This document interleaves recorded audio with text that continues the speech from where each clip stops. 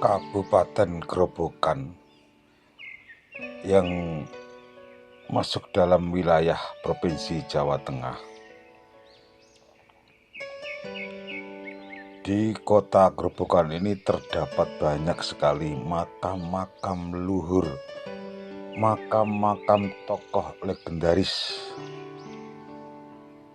yang masih ada garis keturunan dengan Kerajaan Majapahit, yaitu keturunan langsung dari Brawijaya kelima.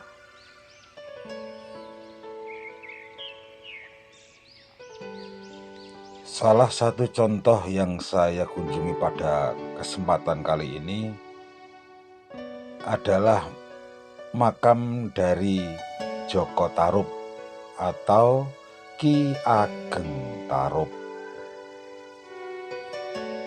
Cerita tentang mengenai Joko Tarub pun banyak sekali versinya, dan makamnya pun terdapat di mana-mana. Bahkan petilasan atau peninggalan dari Joko Tarub juga berada di mana-mana. Cerita tentang Joko Tarub yang saya ambil ini berawal dari ketika Raden Sahid atau Sunan Kalijaga diusir oleh orang tuanya, yaitu Adipati Tuban Wilotikto. Dan kemudian Raden Sahid pun pergi mengembara entah kemana. Dewi Retno Rosowulan, satu-satunya adik kandung dari Raden Sahid, merasa tidak sampai hati dan tidak bisa hidup tanpa saudara tuanya. Lalu tanpa seizin orang tua, Dewi Retno Rosowulan pun pergi meninggalkan istana Kadipaten Tuban untuk mencari saudara tuanya, yaitu Raden Sahid. Ketika di tengah perjalanan, Dewi Retno Rosowulan bertemu dengan Kanjeng Sunan Bonang. Lalu Rosowulan pun mengutarakan maksudnya kepada Sunan Bonang. Kemudian Dewi Retno Rosowulan pun disuruh bertapa ngidang oleh Kanjeng Sunan Bonang. Tidak boleh makan apapun kalau tidak ada makanan yang jatuh di depannya. Begitu pula tidak boleh minum air apapun kalau tidak ada air di depannya. Selama perjalanan topo ngidang Dewi Retno Rosowulan di tengah hutan yang bernama Glagah Wangi, Rosowulan menemukan sebuah sendang dengan airnya yang sangat jernih. Lalu Dewi Retno Rosowulan pun segera minum air sendang itu. Bahkan tidak hanya minum, Dewi Rosowulan pun turun ke sendang dan mandi di tengah sendang itu. Setelah mandi, Dewi Retno Rosowulan pun kaget karena tiba-tiba Dewi Retno Rosowulan hamil. Dengan perut yang besar, akhirnya tak lama kemudian Dewi Retno Rosowulan pun melahirkan seorang bayi laki-laki.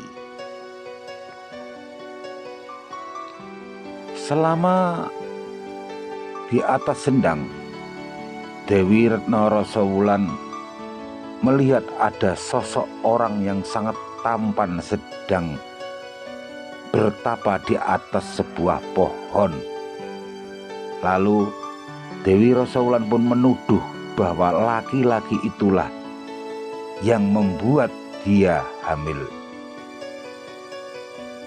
Laki-laki itu adalah Syekh Maulana Maghribi.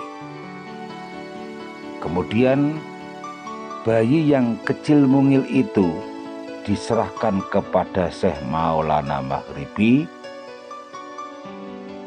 sedangkan Dewi Retno Rosawulan pun melanjutkan topo ngidangnya untuk bisa ketemu dengan Raden Syahid.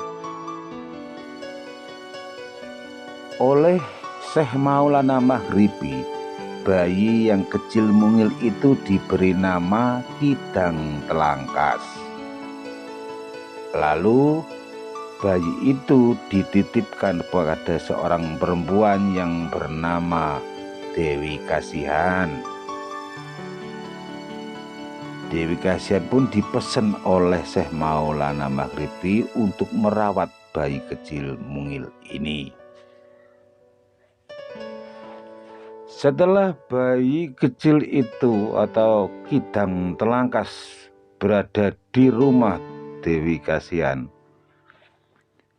bayi kecil itu diganti namanya dari Kidang Telangkas menjadi Joko Tarub. Singkat cerita, setelah dewasa Joko Tarub menikah dengan seorang bidadari yang bernama Dewi Nawangwulan dan kemudian mempunyai putri yang bernama Dewi Nawangsih. Dewi Nawangsih inilah kemudian menikah dengan Bondan Kejawan atau Pangeran Lembu Peteng, putra dari Brawijaya V di Mojopahit.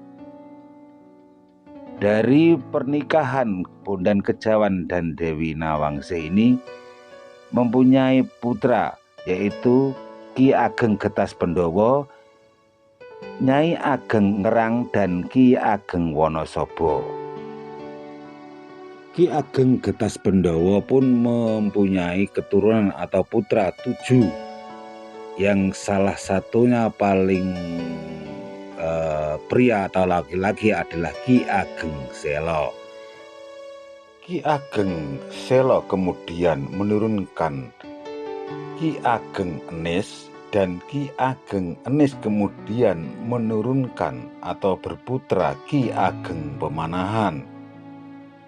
Dari Ki Ageng Pemanahan ini menurunkan putra yang bernama Raden Danang Sutawijaya, yang kemudian Raden Danang Sutawijaya mendirikan kerajaan Islam yang pertama di Mataram dengan gelar Raden Danang Sutawijaya atau Panembahan Senopati ing Ngalogo.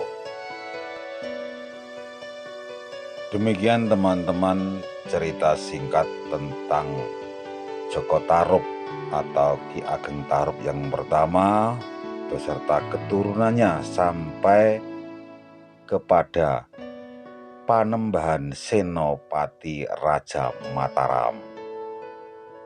Bila ada kesalahan dan kekurangan, saya mohon maaf. Sekali lagi terima kasih. Salam Rahayu, salam budaya, dan salam Nusantara.